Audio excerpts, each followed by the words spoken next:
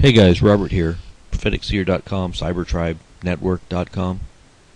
Wanted you to see this clip that was edited and produced by Fox News, but then was taken down suddenly. I wonder why.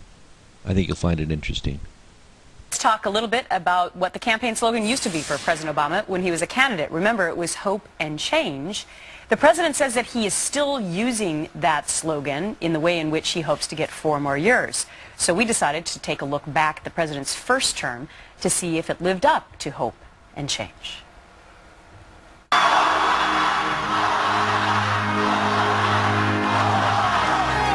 up for change. We're going to change the country and change the world.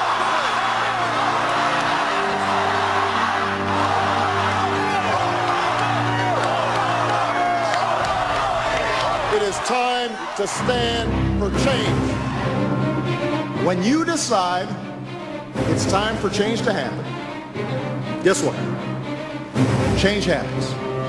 Change comes to America. There is, of course, another responsibility we have to our children.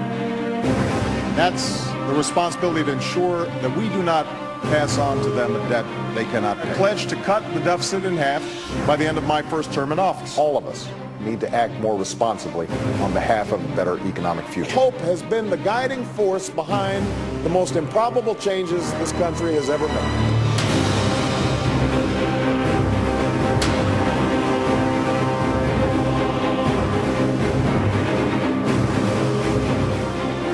We cannot wait for good jobs and living wages and pensions we can Jobs must be our #1 focus. You know it's time to create the good-paying jobs and jobs that pay well and can't be outsourced.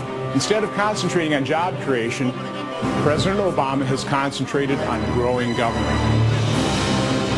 We are making progress. I don't put people on food stamps. People become eligible for food stamps. If you want to create jobs, the quickest way to do it is to provide more funding for food It's stamps. an honor to be a food stamp president. More people have been put on food stamps by Barack Obama than any president in American history. We are becoming a society that makes poverty more comfortable. Now we need to pass a rescue plan for the middle class. A plan that will provide every family some immediate relief to cope with rising food and gas prices. We don't have a silver bullet when it comes to gas prices. Exxon's making $40 billion a year, and we're paying $3.50 for gas. We can't just drill our way to lower gas prices. The American people are demanding a solution to high gas You've prices. seen how quickly the price of gas is going up. If you're complaining about the price of gas and you're only getting 8 miles a gallon, well, you definitely need a hybrid van The then. price at the pump is painful, but the agony doesn't end there. Gasoline prices have gone up, food prices have gone Faced with soaring shipping costs, food suppliers and manufacturers are raising prices. It must be catching on because in these last few weeks, everyone's talking about change. I'm thinking about the Americans who are losing jobs and homes and their life savings. Hardworking Americans who deserve to know that their efforts have resulted in a secure future, including a secure retirement. This recession has not only led to the loss of jobs, but also the loss of savings. Having too little in savings places in jeopardy so many dreams. So much of their hard-earned savings have disappeared.